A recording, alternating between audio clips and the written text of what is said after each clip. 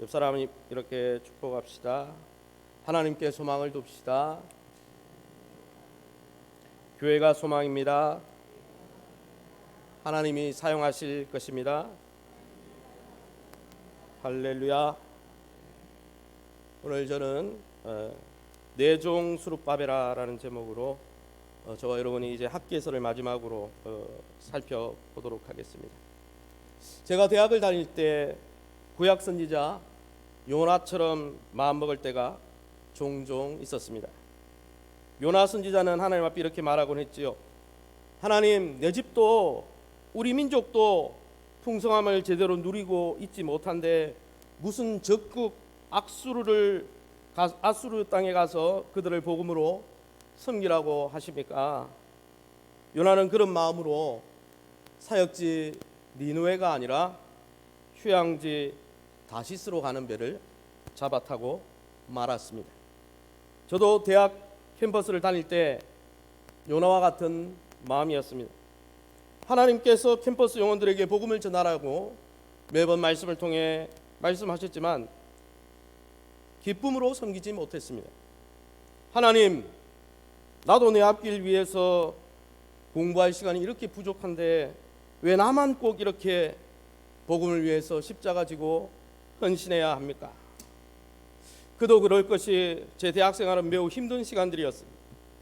화요일 저녁에는 선교단체 전체 모임이 있었고 수요일 저녁에는 모교회 대학부 예배 모임을 인도해야 됐고 목요일 저녁에는 선교단체 셀 모임이 있었고 금요일에는 셀 리더 모임을 했고 평일 공강 시간에는 수학과 신우의 모임을 인도해야 됐고 토요일에는 대학부 리더 모임을 해야 됐고 주일에는 대학부 리더로 섬겨야 했습니다.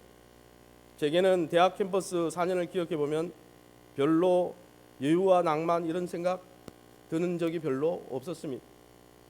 새벽 6시에 집을 나서서 대학 도서관 한 자리를 일찍 맡아 놓습니다. 그러나 정작 제가 맡은 도서관 자리는 메뚜기, 소위 말해서 늦게 와서 자리를 차지하고 있는 그런 사람들에 의해서 다 갈취당하고 저는 솔직히 앉아서 공부할 시간이 별로 없었어요. 그래서 제 대학 때 소원은 남은 대학 시간이라도 내 삶과 미래를 위해서 다른 거 아무것도 안 하고 나만을 위해서 좀 대학 삶을 살면 안 될까? 그게 제 소원이었습니다. 가끔씩 캠퍼스에 믿는 커플들이 손을 잡고 도서관에 앉아서 함께 큐티하고 개인적인 여유와 낭만을 즐기는 것을 볼 때면 너무 부럽기도 하고 때때로 저 스스로 화도 났습니다. 하나님, 저도 그냥 아무것도 안 섬기고 제 앞길만을 위해 공부하고 싶습니다. 다 내려놓고 싶습니다. 제 앞길, 제 삶도 다 해결하지 못했는데 무슨 캠퍼스의 복음화입니까? 저는 항상 요나처럼 하나님 앞에 불평하고 했습니다. 저는 오늘 이 학개서를 묵상하면서 학개 선지자의 말씀을 듣고 이 시대에 헌신했던 지도자인 대제사장 여호수아와 유다 총독인 스룹바벨도 어쩌면 그런 마음이 들지 않았을까 그런 생각을 해보았습니다. 하나님, 내 삶도 우리 생활도 이렇게 팍팍한데 무슨 성전 재건입니까? 무슨 영적 공동체 재건입니까? 이렇게 말이죠. 그러면 여러분, 코로나로 인해서 우리의 삶이 흔들리고 우리의 삶의 가정 형편도 어려운데 이런 어려운 상황 속에서 믿는 성도들이 왜 주님의 교회와 주님의 나라를 위해서 왜 끝없이 헌신하며 살아가야 할까요? 첫 번째, 오늘 본문을 통해서 알 수 있는 것 하나는 모든 인류의 역사가 다시 오실 그리스도 재림의 날과 그리스도의 심판을 향해 흘러가고 있기 때문에 우리는 주의 몸된 교회와 주의 나라를 섬기는 일에 헌신해야 한다는 것입니다. 오늘 20절 말씀을 보시기 바랍니다. 그달 24일에 여호와의 말씀이 다시 학개에게 임하니라 이르시되, 하나님께서 학개 선지자를 통해서 다시 말씀하셨다고 했습니다. 그 다시 말씀한 날이 언제입니까? 9월 24일이라고 그랬어요. 9월 24일은 어떤 날입니까? 1장 15절에 의하면 그날은 학개 선지자가 이 말씀을 듣고 순종해서 성전 재건 공사를 시작한 지 딱 3개월, 아직 100일이 좀 덜 된 날이었습니다. 그리고 학개서 2장 18절을 읽어보면 이제 막 성전의 기초공사가 끝난 날입니다. 그러나 그 상황 속에서도 그 성전 재건에 힘쓰던 그들의 일상생활은 여전히 녹록지 않았다는 것입니다. 2장 17절의 말씀처럼 땅의 산물이 다 그쳤고 심한 한재 때문에 모든 농작물이 메말라가고 있었습니다. 그때는 겨울 작물을 위해서 파종하는 때인데 이른비가 꼭 필요한 때인데 이른비도 내리지 않았다는 것이죠. 그런 그들에게 2장 10절의 말씀처럼 당시 대제사장으로 섬기던 요수아와 제사장들에게 지난 주간에 설교했듯이 하나님의 예언과 축복이 약속되고 있습니다. 마음을 다해 주를 사랑하는 마음으로 성전을 재건하던 그들에게 하나님이 하늘문을 여시고 그러나 오늘부터는 너희에게 복을 주리라 라고 말씀하셨다는 것이죠. 그런데 그 날에, 그 말씀을 받는 그 날에, 그 축복을 약속해 주는 그 날에 하나님이 다시 학개를 불러서 다시 유다 총독 스룹바벨을 위한 말씀을 주고 계시다는 거예요. 같은 날에 제사장들을 위해서 말씀하셨다면 같은 날에 오늘 유다 총독 스룹바벨을 위해서 말씀하십니다. 무엇을 말씀하고 계십니까? 학개서 2장 21절과 22절 말씀, 저와 여러분이 한 목소리로 한 절씩 교독하겠습니다. 21절 제가 먼저 읽겠습니다. 너는 유다 총독 스룹바벨에게 말하여 이르라. 내가 하늘과 땅을 진동시킬 것이요 여러 왕국들의 보좌를 엎을 것이요 여러 나라의 세력들을 멸할 것이요 그 병거들과 그 탄자를 엎드리리니 말과 그 탄자가 각각 그의 동료의 칼에 엎드려지리라. 아멘. 갖은 어려움 속에서 성전 재건에 힘쓰던 이 총독 스룹바벨에게 아주 먼 미래의 이야기를 말씀하고 있습니다. 스룹바벨이 짓는 이 성전 재건이 갖는 이 영적인 의미, 미래적인 의미를 하나님이 말씀해 주고 계신 것이죠.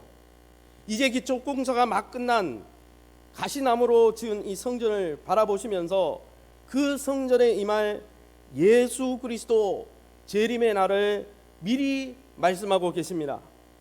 아직 예수님의 초림, 예수님이 첫 번째 성육신하셔서 초림, 그 초림도 아직 경험하지 못한 그들에게 그 성전을 바라보며 예수님이 재림할 마지막 날에 어떤 일이 있을지 말씀해 주고 있다라는 것이죠.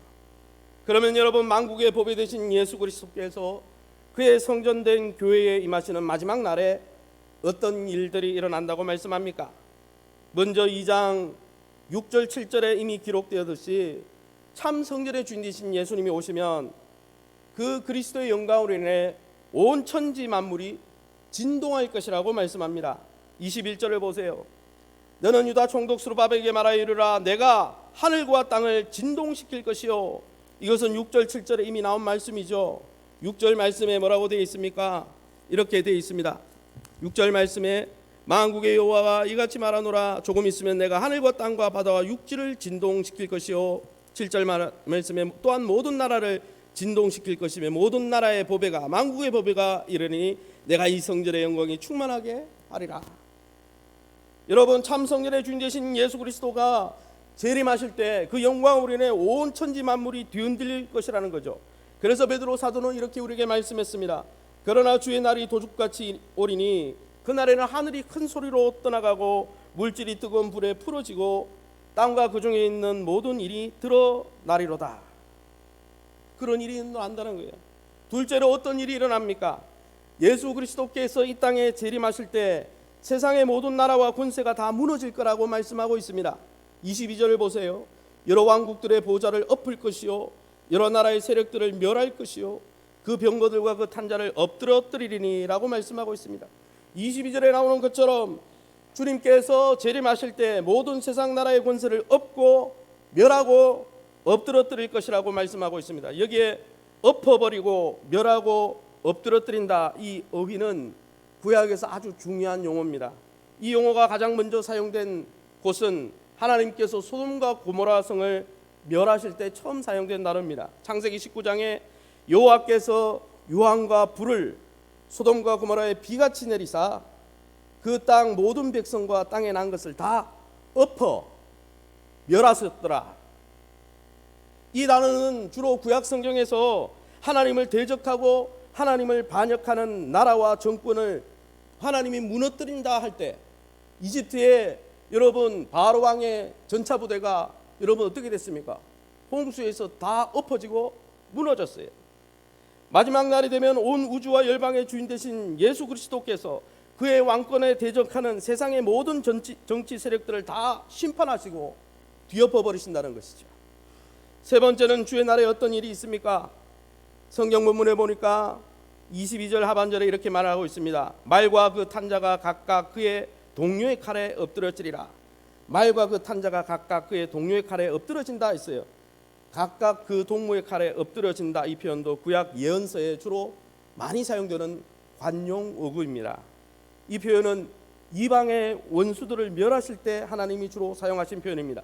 사사기 7장 22절에 기드온과 300용사의 본문이죠.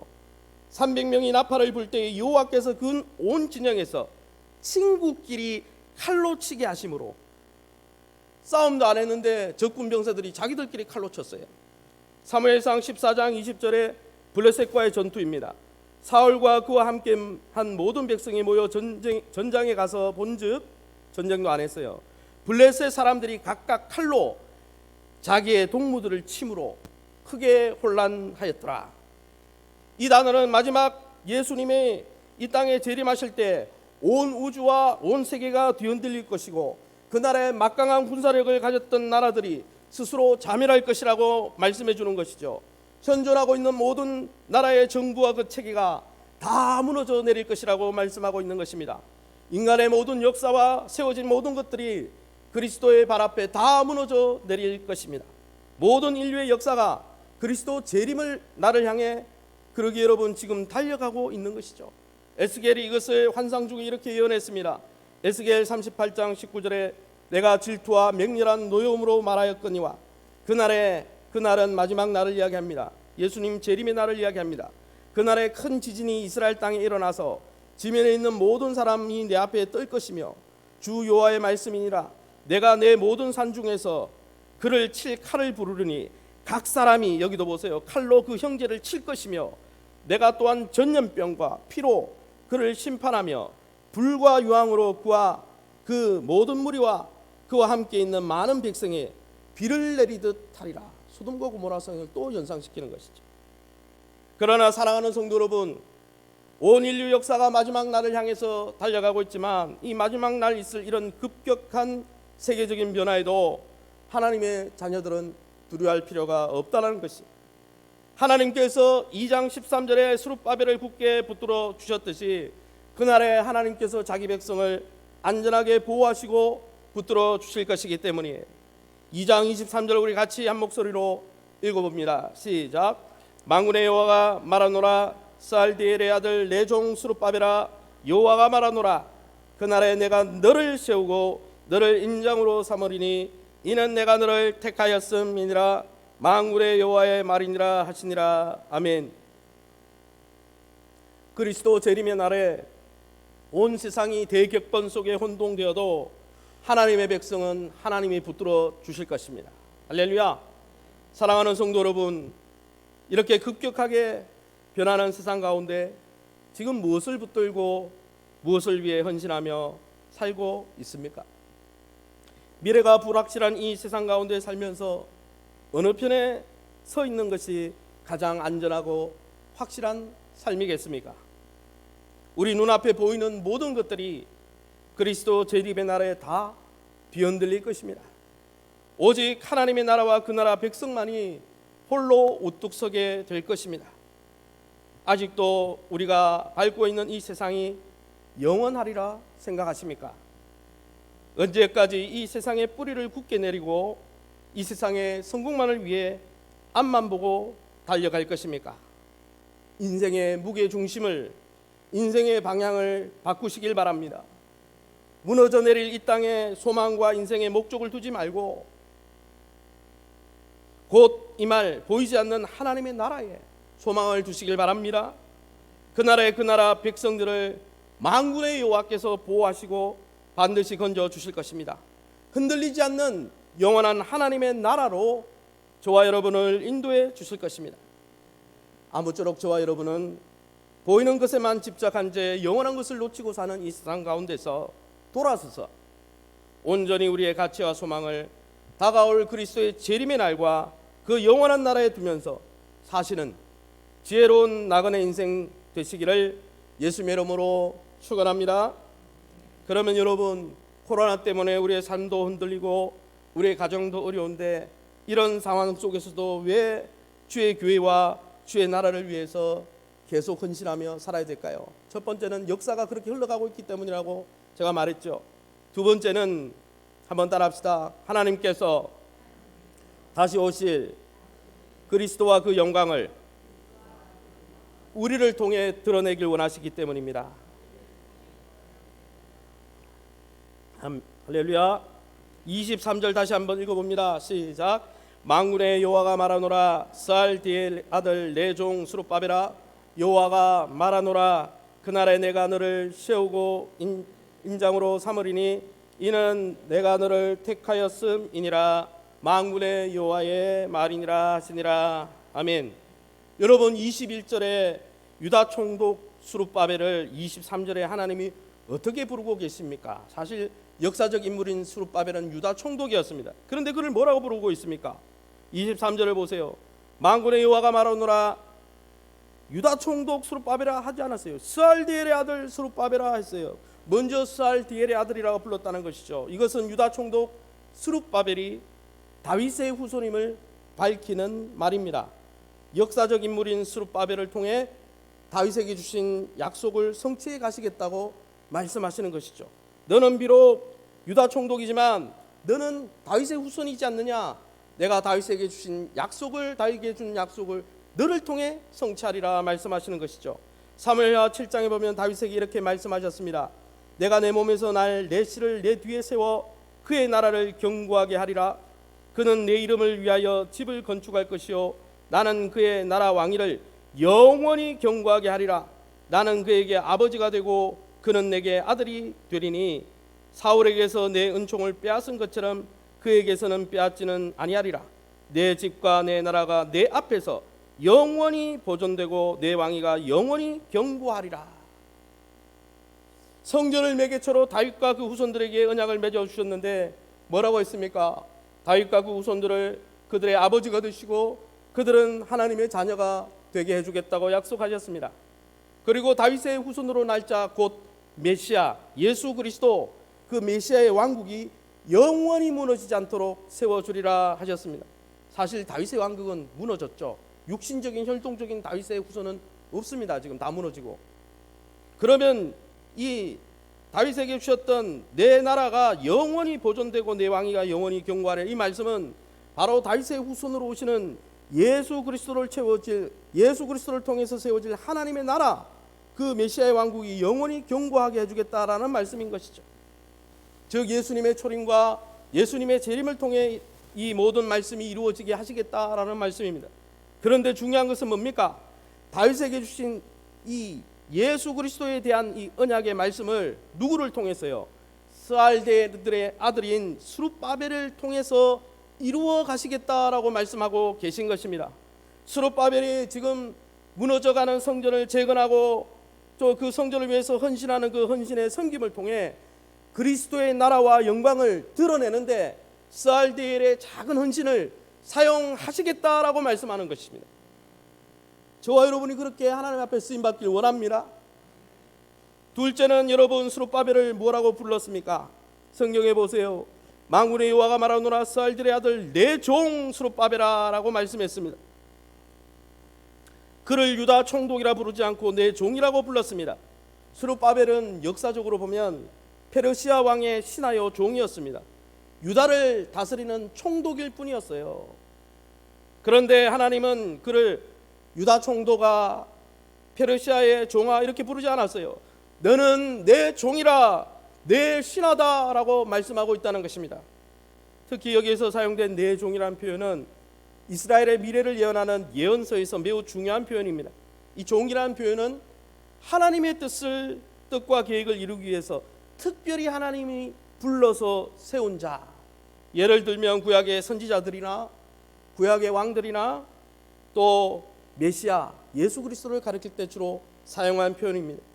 특별히 오실 메시아에 대해서 많은 예언을 했던 이사야서에 보면 이사야 40장에서 66장까지 이 뒤 후반부에서 읽어보면 오실 예수 그리스도 메시아를 여호와의 종, 내 종이라고 표현했습니다. 즉 바벨론 포로 생활에서 돌아와서 이제 가시나무 성전을 짓던 이스라엘 백성들에게 스룹바벨을 향해서 내 종이라 말씀하신 그 표현은 다윗의 후손으로 오실 영원한 그의 나라를 세우실 예수 그리스도를 대망하게 하는 표현이었습니다. 이사야 42장에 이렇게 말씀하고 있습니다. 내가 붙드는 나의 종, 내 마음에 기뻐하는 자 곧 내가 택한 사람을 보라. 나 여호와가 의로 너를 불렀은즉 내가 내 손을 잡아 너를 보호하며 너를 세워 백성의 언약과 이방의 빛이 되게 하리니 내가 눈먼 자들의 눈을 밝히며 갇힌 자를 감옥에서 이끌어내며 흑암에 앉은 자를 감방에서 나오게 하리라. 이건 완전히 예수 그리스도에 대한 본문이죠. 그런데 그 예수 그리스도를 내 종이다라고 계속 그 종이라고 표현하고 있습니다. 그런데 여러분, 이 만국의 보배로 성전에 임하실 예수 그리스도를 상징하는 이 단어를 지금 누구에게 사용하고 있습니까? 다윗의 후손으로 포로 생활에서 돌아와 가시나무 성전을 짓고 있던 스룹바벨에게 그 이름을 씌워서 불렀다는 거예요. 즉 스룹바벨은 오실 예수 그리스도를 드러내는 상징하는 인물로, 예수 그리스도를 소망하게 하는 인물로 스룹바벨을 사용하시겠다는 말씀입니다. 할렐루야. 하나님이 우리 교회와 우리 성도들을 다시 오실 예수님을 드러내는 존재로 사용하길 원하신다는 것이죠. 셋째는 여러분, 스룹바벨을 어떻게 부르고 있습니까? 23절 하반절입니다.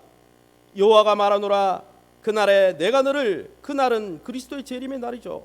내가 너를 세우고 너를 인장으로 삼으리니 이는 내가 너를 택하였음이니라.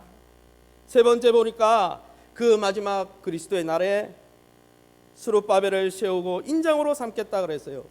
여호와 심판의 날, 그리스도 재림의 날, 모든 것이 뒤흔들 그 날에 하나님의 백성인 스룹바벨을 인장, 정확하게 표현하면 인장 반지로 삼겠다는 거예요. 원래 인장 반지는 옛날에 왁의 직인을, 옛날에는 이렇게 우리나라 조선 국세가 있었잖아요. 도장이죠. 나라의 도장이잖아요. 직인이잖아요. 그런데 옛날 사람들은 도장으로 새겨서 몸에 지니고 있었습니다. 도장을, 이 반지 도장을 찍은 거죠.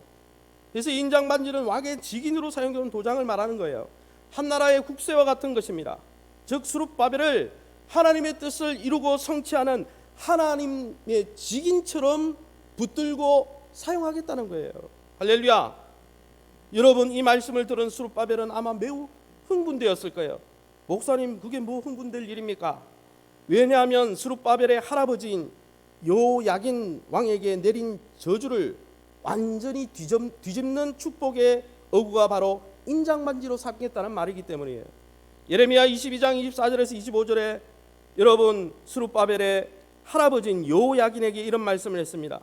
여호와의 말씀이니라 나의 삶으로 맹세하노니 유다 왕 요야김의 아들 고니야, 여호야긴을 이야기하죠.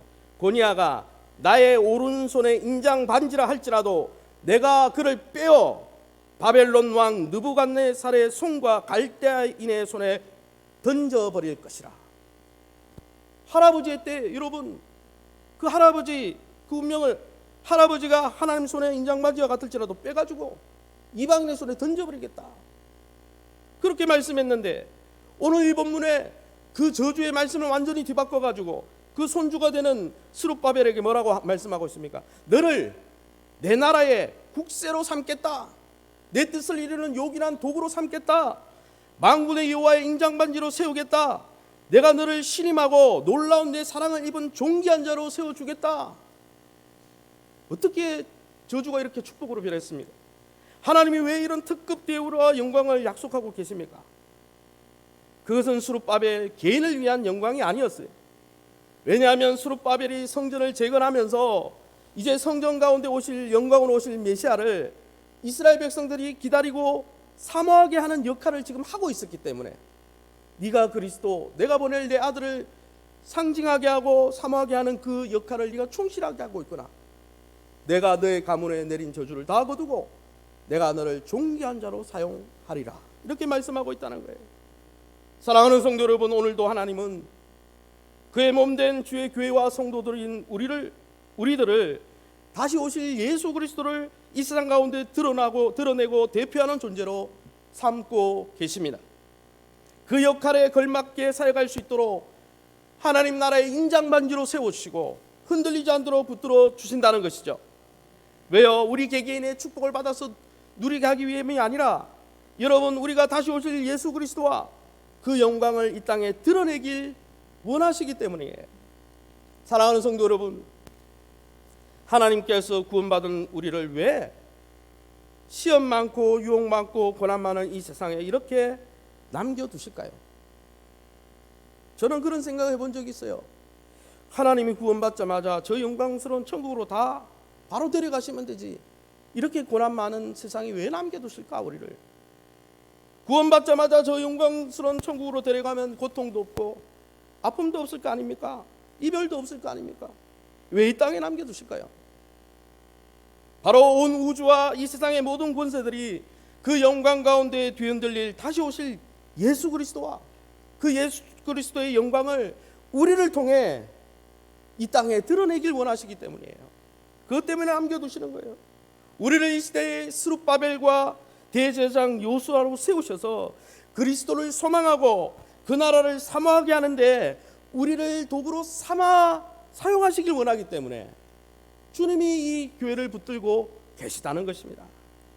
믿지 않는 불신 세상에 하나님의 형상대로 지음받았지만 하나님의 심판 가운데 있는 그들을 우리를 통해 하나님의 놀라운 구원 앞으로, 그리스도 앞으로 불러내기 하기 위해서 우리를 사용하길 원하시기 때문에 우리를 여기 두시는 거예요.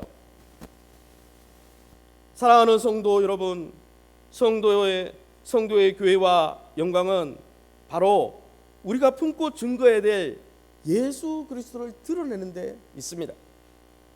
만국의 보배이신 예수 그리스도를 질그릇 같은 우리 인생에 담고 품고 드러낼 때 질그릇 같은 우리의 인생도 보석함의 영광을 누리는 것입니다. 할렐루야.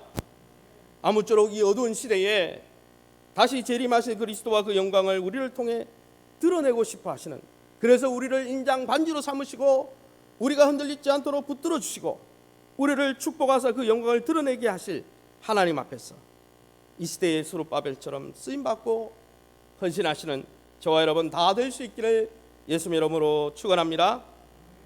그러면 여러분, 주의 재림의 날 기다리면서 다시 오실 그리스도의 영광을 드러내는데 하나님이 우리를 사용하길 원한다는 것을 깨달았다면 성도들은 마지막 때에 어떻게 살아야 하겠습니까?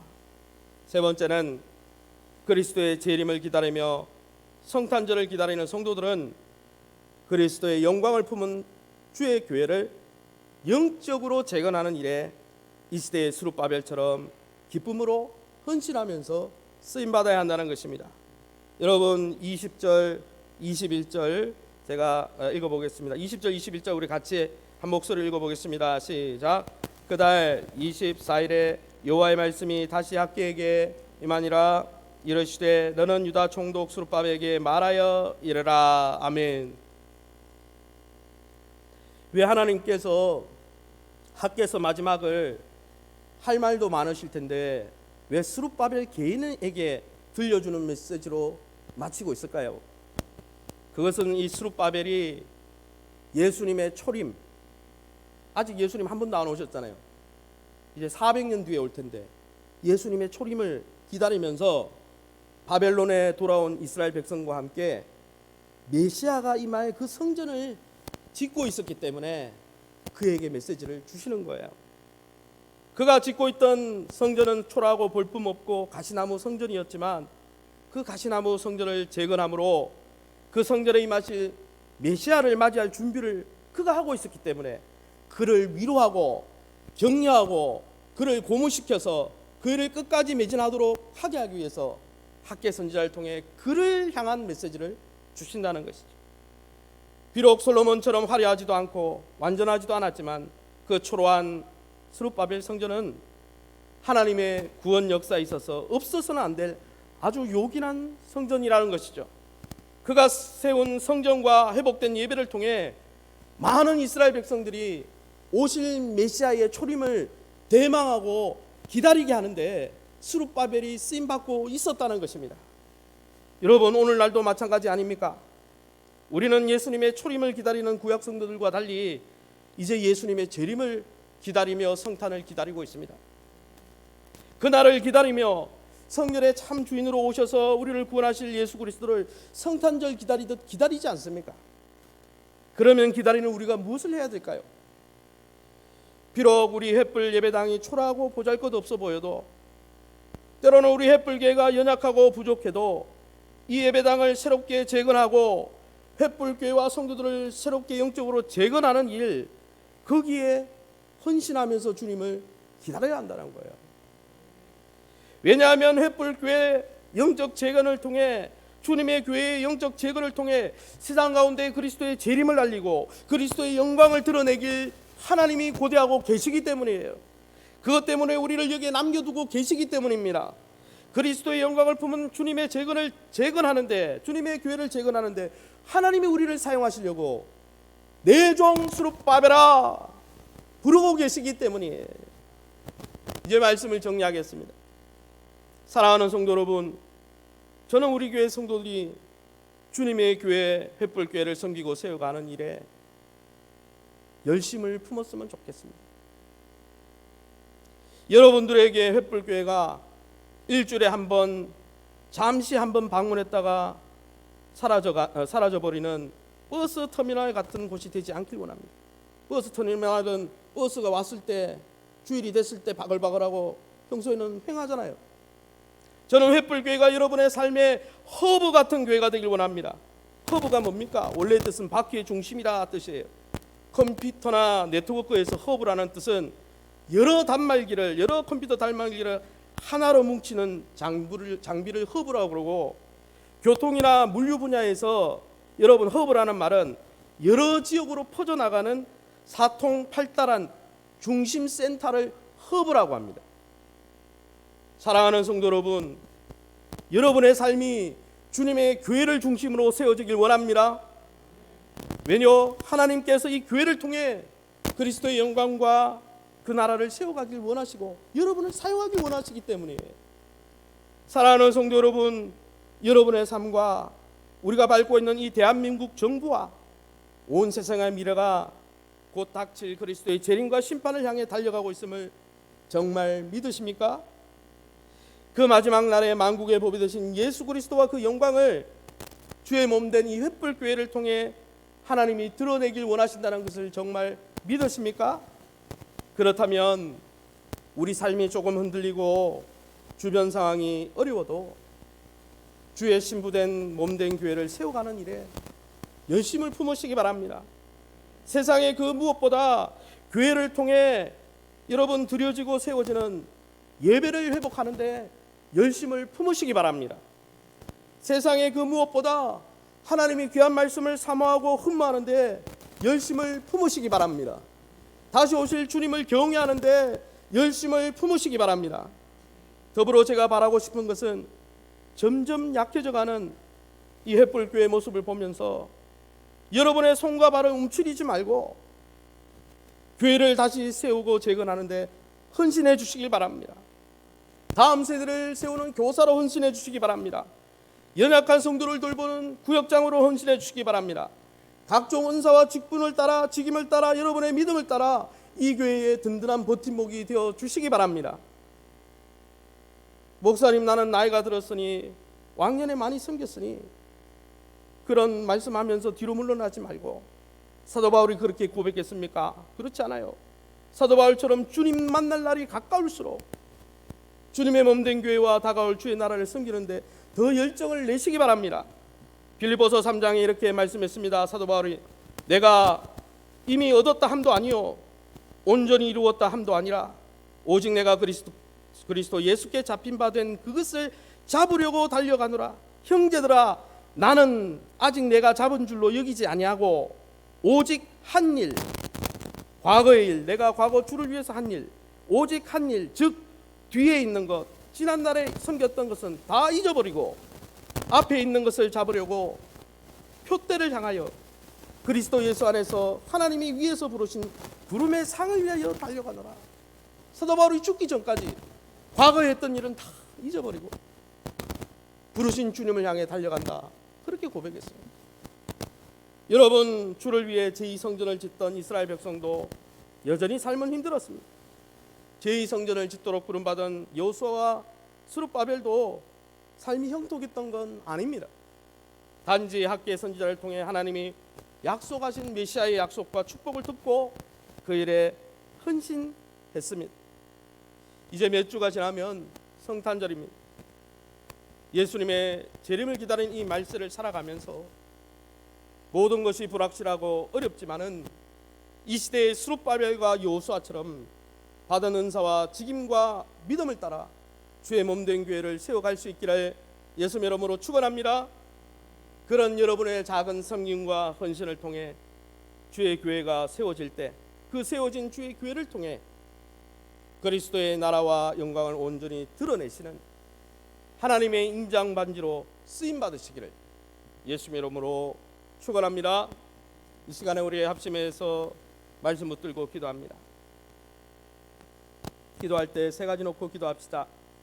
모든 인류 역사가 그리스도의 재림과 심판 가운데 흘러가고 있음을 깨닫고 고난 속에서도 믿음의 자리를 인내로 지킬 수 있도록 위해서 기도해 주시고, 두 번째, 오실 그리스도의 영광을 이 세상 가운데 드러내는 횃불교회와 성도가 되게 해달라고 위해서 기도하시고, 2021년도에도 그리스도의 영광을 품은 주의 몸된 횃불교회를 세우고 섬기는데 이 시대의 스룹바벨과 여호수아처럼 끝까지 신실하게 주님 오는 그날까지 헌신할 수 있는 우리 귀한 성도들이 되게 해달라고, 그래서 주님이 어려운 중에도 우리를 붙들어주시고 우리의 저주를 변하여 축복이 되게 하시고 우리를 인장반지로 세워주시는 놀라운 은혜를 풍성히 누리게 해달라고 우리 합심해서 주의 이름 부르고 기도합니다. 주여, 하나님 아버지를 감사합니다. 이 시간도 하나님 주의 보좌 앞에 엎드렸습니다. 학교에서를 마감하면서 예수님의 주님을 기다리며 400년 뒤에 있을 그리스도의 주님을 바라보면서 아버지 어렵고 힘들었지만 주의 약속을 붙들고 주님의 아버지 모든 역사가 그리스도의 주님과 재림의 역사로 하나님의 영광의 역사로 나아가고 있음을 깨닫고 그들이 열정을 다해 아버지 그들의 최선을 다해 헌신했던 것처럼 이 마지막 때에 하나님 우리가 이 역사가 그리스도의 재림의 날 심판의 날로 흘러가고 있음을 깨닫고 날마다 아버지 이 땅이 하나님 잠들지 아니하고 고난 속에서 믿음의 자리를 지킬 수 있도록 하시고 오실 그리스도의 영광을 세계 가운데 드러내는 성도와 교회로서의 역할을 하나님의 인장받지 역할을 잘 감당할 수 있도록 인도하여 주시고, 특별히 그리스도의 영광을 품는 이 주의 몸된 횃불교회를 영적으로 세우고 재건하는데 아버지의 각자 직임과 인사와 축복을 따라 이 시대의 스룹바벨과 여호수아처럼 과거의 한 일은 다 십자가 안에 묻어두고 아버지 우리를 부르시는 주님을 향해 뱃대를 향해 사도 바울처럼 끝까지 믿음으로 달려가는 아버지 여호수아 갈렙처럼 85세에도 계속적으로 쓰임받는 믿음의 축복장을 되게 하시고 그로 말미암아 하나님의 우리를 인장받이처럼 여기시고 존귀하게 여기시고 우리의 저주를 말하여 축복으로 만들어주시고 놀라운 은혜의 통로로 축복의 통로로 영광의 통로로 부활의 통로로 생명의 통로로 비전의 통로로 쓰임받는 복된 교회와 아버지 우리 성도들이 될 수 있도록 세계적인 축복자들이 나누시고 인도하여 주시옵소서. 주님과 주옵소서. 모든 영광 하나님께 돌려드리며 예수 이름으로 기도합니다. 아멘.